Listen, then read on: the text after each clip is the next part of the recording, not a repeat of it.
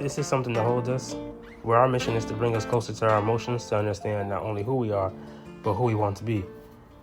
And it's been a while, but I guess I've been stuck trying to figure out how I wanted to put out a 6-month episode, and a little more time passed than I wanted to, but I got something I think that is a little special to share with you guys, a little more insight into the people that I consider in my community.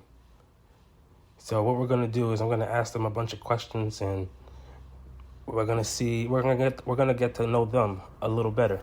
So here we go. I also actually want to start off with a conversation that I had with a teenager that I know. I'll talk to you about something. What do you think of, like, my friend brought this thing up to me, right, once, and it's called a self-audit, right? Essentially, you have other people describe you. Like, I'll go to you and be like, how would you describe me to somebody else? You know what I'm saying? Do you think something like that is important or useful? Useful. In which ways? It's not important. Explain. Explain why it's not important? Yeah.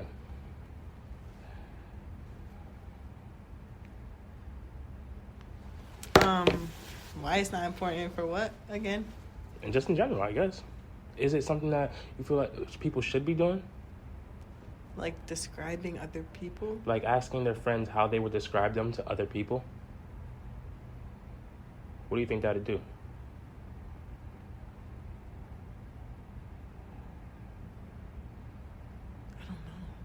Huh? I don't know. It's not. I don't think it's useful or important. Either? Okay. Could you explain why? Because honestly, I gave the same answer as my boy before. I told him that niggas be lying. No, for real. Deadass though. People really do be lying though. Like, people could really just be like, I don't know. Like, they just sugarcoat everything. So, like, you wouldn't even know whether they're telling the truth or not. You'd have to see for yourself. Right? It's kind of very difficult to do. Exactly. So, actually, what do you think is something better to do? Or what were you about to say? I don't know. What do I think is something better to do? I don't know. What were you going to say? Because it's actually something I'm in the process of doing right now. I decided to actually try to do the self-audit, but not necessarily the self-audit because, to your point and my point as well, I don't feel like it's actually as effective, but more so asking my friends questions and getting them to answer. So, like, a question would be,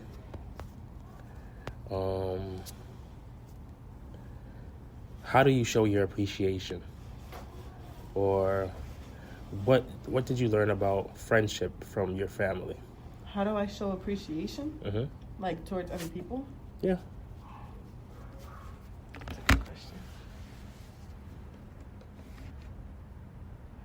How do I show appreciation? How do I show appreciation? I don't know. That's a good question. Do you feel like it's important to show appreciation? Yeah, because most people, like, I don't know. Some adults think everything, like, some adults think most kids now are, like, unappreciated, which I feel most kids now are unappreciated. Unappreciated or unappreciative? Both. Okay. That's just, like, the generation. And are you in that generation? I'm appreciative of anything, like, literally anything. Like, You sure? yeah, I am. I don't feel appreciated. Well, that's on you. You don't even know how you show appreciation. You talking about that's all on me. I don't know how I show appreciation, but I am really appreciative and grateful. Now you are. I do see that in you, that you do tend to show that you're thankful for the things that people do for you. And you feel remorseful. You feel regret when you're letting people down. You don't like to let people down.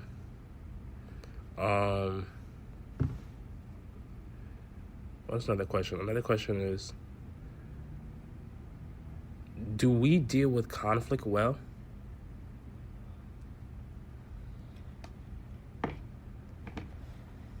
I feel like y'all should just, like, give us a chance to beat some people up. Really? Yeah. What does that mean? Like, don't cock block. well, you want to fight somebody? Yeah, like I feel like, I don't know, like some people do be deserving to get themselves in the positions that they be getting themselves in. And listen, I'm gonna be real with you. Like it's karma. And you're right, I'm a firm believer in some people just need one good ass whooping in their life to understand. Exactly. But I just don't want. I want you to understand you don't have to be that person to give that ass whooping. Oh, I'm not that person to give that ass whooping, because I honestly feel like, but I feel like fighting is pointless. Why? Like, because, like, what's the point of fighting? Like, I don't know. I've gotten into a couple of fights, and it's just like, this shit, like, I'm not getting nothing out of it. Like, you know, it's not helpful. Like, I'm not doing anything but beating everybody up multiple times. So it's just like, so you're just out here knocking people out of it. But so then, what do you mean by we should let y'all beat somebody up one time then? If you talking about fighting is so pointless. You said it before I even said fighting was pointless. Some people do need to get beat up. Okay. Like, bruh. Nah, some people do need to get beat up. All right. What's another question on here? Is there anything you'd like to change about our dynamic? Our dynamic is how we work with each other. Whether how we converse with each other, how we physically are around each other, everything, how we text with each other, all that stuff. No. Can you tell me something about yourself I don't know?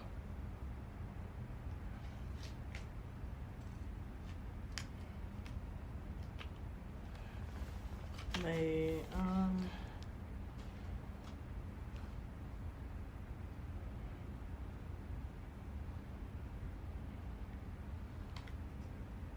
no. Girl, you gotta get to know yourself. I know. Bruh, I know.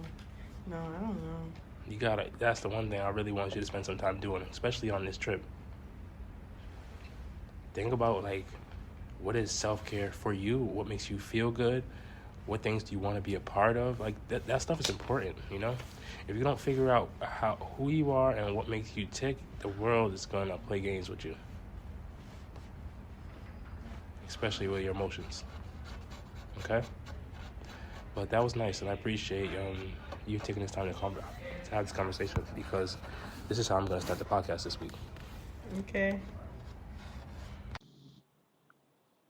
When did you know we were going to be good friends? I knew we were going to become good friends after we went through elementary school being friends, kind of drifted apart, and then got to middle school. We kind of cemented our friendship a little bit more. And then it really, really got cemented once we got into high school. We would just hang out every single day, walk home together every day. I'd always be at your house, you'd always be at my house. And then after that, it's just been history. We stuck with each other, bro. Matt, do you think that we have similar values? Yes, I do believe we have similar values, and a lot of it I feel stems from just being of service to other people. Robert, what's your favorite thing to do together?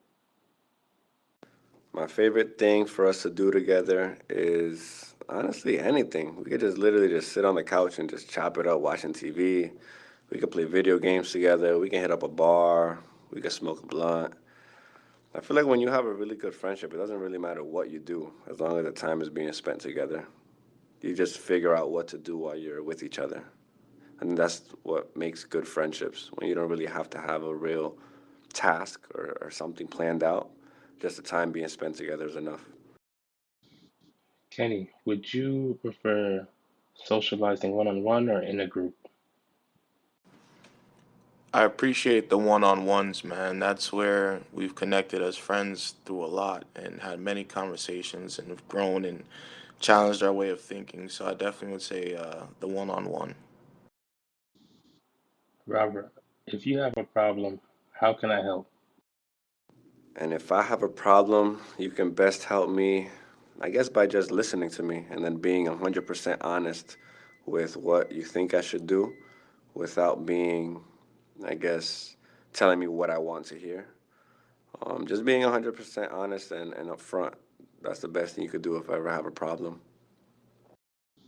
Andre, how do you most like to communicate? My preferred method of communication would definitely have to be in-person conversations because you get to really see the true emotion behind people's words and actions. So I prefer meeting up with friends to have conversations in person, whether the topics are good, bad, or indifferent. I think just having that face-to-face connection makes things much easier. Matt, do you feel supported by me? Yes, I do feel supported by you. Kenny, what did you want to be when you grew up? I would have definitely said a professional athlete growing up. I loved football, but in my teenage years to, early mid 20s, I definitely was mindset focused on real estate. I still like real estate, but I think now more than anything, it's probably just the owner of multiple businesses. Andre, what did you learn about friendship from your family? When it comes to friendships, my family always taught me that I should always pick my friends based on how they make me feel or how I make them feel.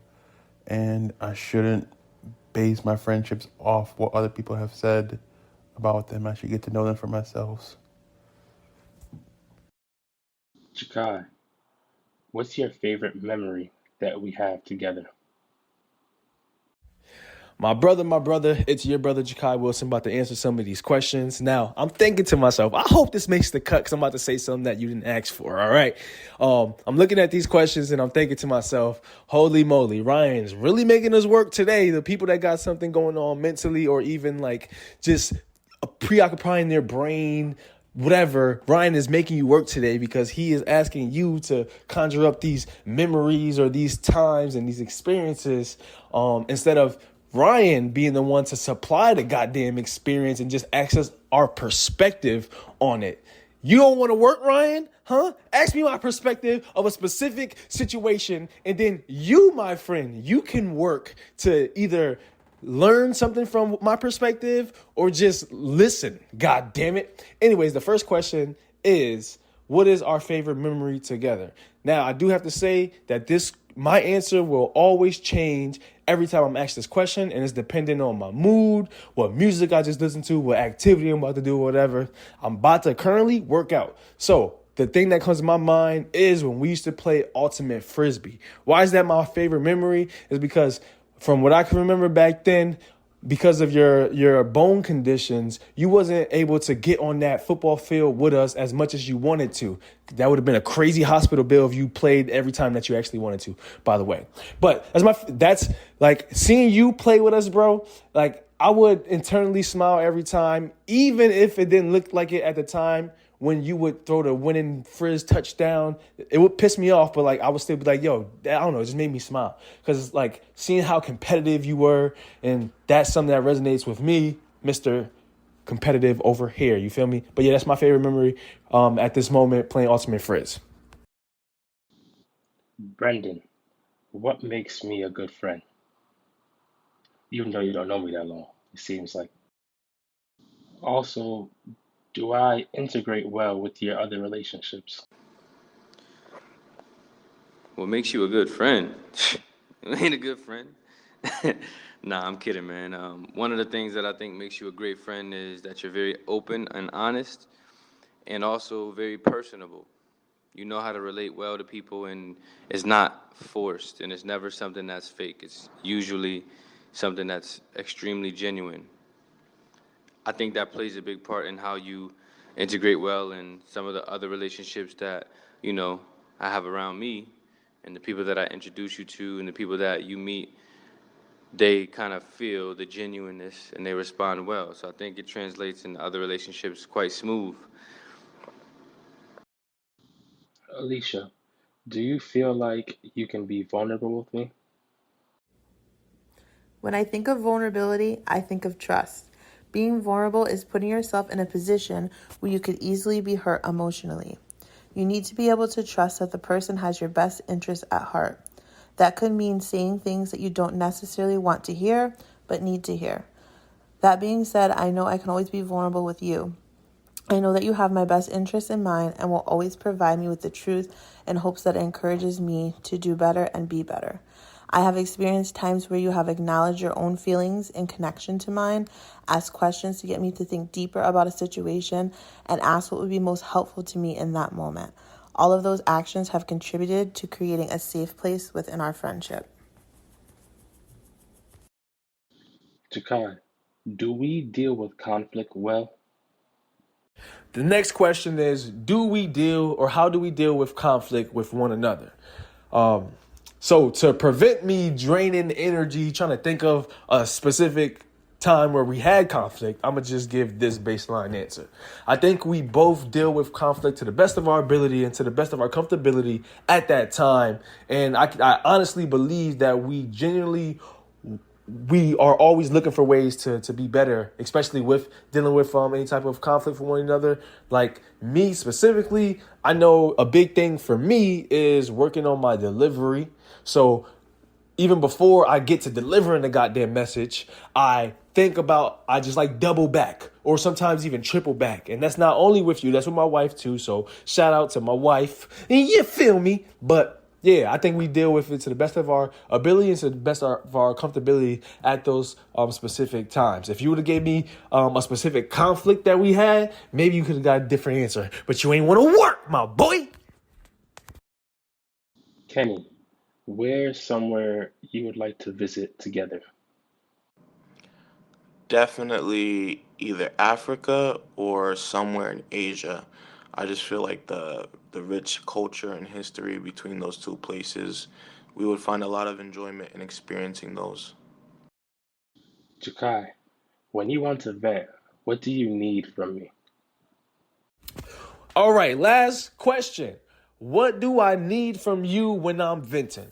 Listen, my brother, when I am venting, I just need you to listen. I need you to understand that when I'm venting, I am getting my current feelings, my emotions out in form of expression. And that's not the time for you to give me advice or to throw anything back at me because I don't got my catcher's mitt on, bro. I ain't gonna catch that. I might raise an eyebrow. Like, bruh, we both can't be trying to hit this ball at once. Like, come on, somebody gotta be the pitcher and somebody gotta be the batter. You feel me? Like, damn, let me bat these motherfucking emotions or this energy or whatever, this juju off. Let me just bat this shit down the road before worrying about another goddamn, you know what I'm saying, person trying to bat something my way. So yeah, bro, what I need from you is just to listen. Just to listen. That's all. Brendan, how do you show appreciation?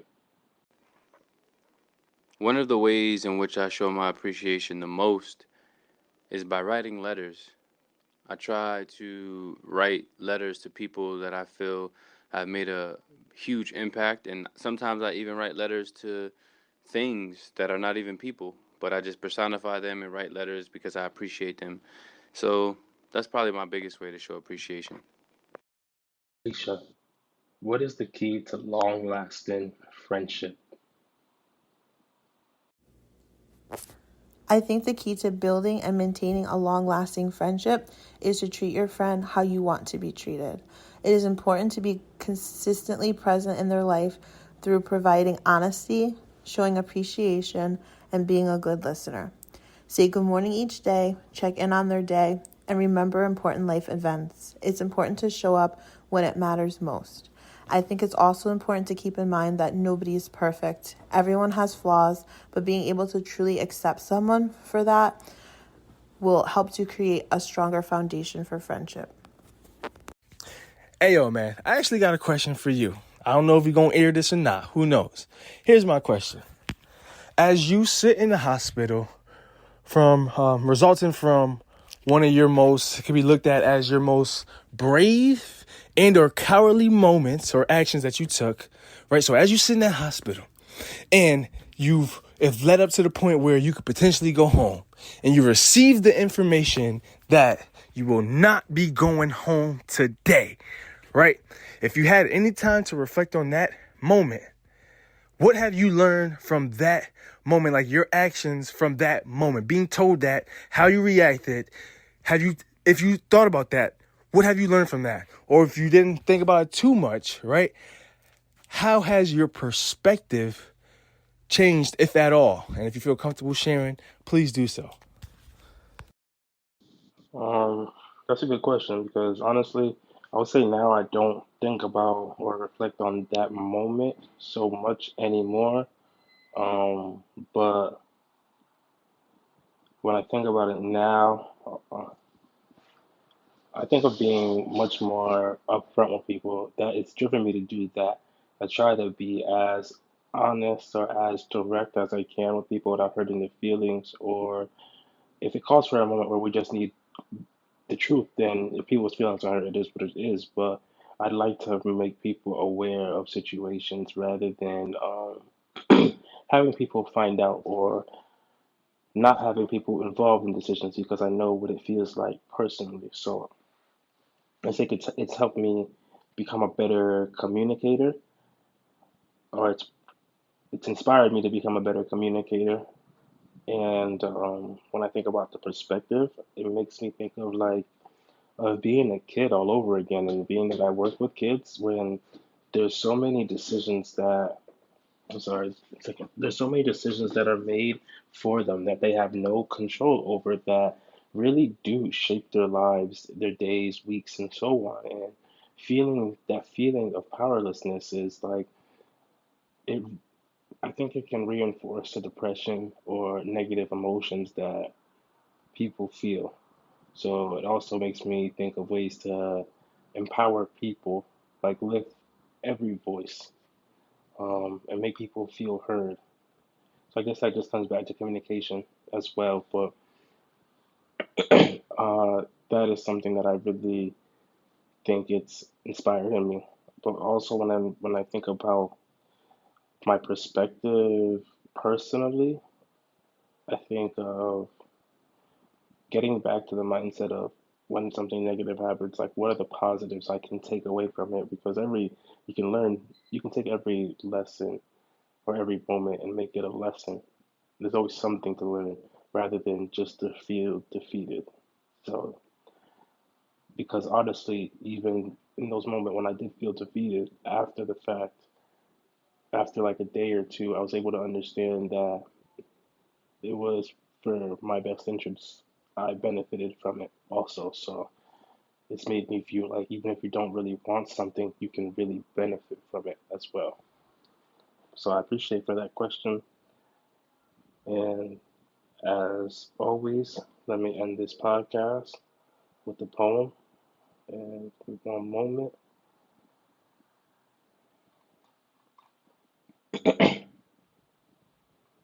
I got the opportunity to actually perform this poem at my friend Brendan, who's the executive director for Mosaic Coalition in Bridgeport, his recent pop-up poetry show that he partnered with Gang Poetry at. So here we go. Does the pain fade, or do I grow accustomed to it? I've worn shame like a chain while waiting for things to change when I've got to be the one to break 100. But it's just not registering in which way would balance draw. So I go 50-50, never getting what I give, not even from myself, hardly giving what I get from the people that hear my pleas when I'm mumbling for help, that shower me in forgiveness when thoughts of unworthiness sully my head, or when my emotions are holding me hostage, anxiety weighing down my chest. If I don't focus on my breathing, I'll start subtly gasping for breath. Think of holding on to things that purport a positive perception, such as palatable platform performances, good for the day, but bad for my health. So here the truth is, I was loose with morals that should have been my foundation, tending to the fruits when the issue lies in my roots, which took transplantation for me to see what I buried underneath, unable to hide what I never meant for any of you to see. This is something that holds us.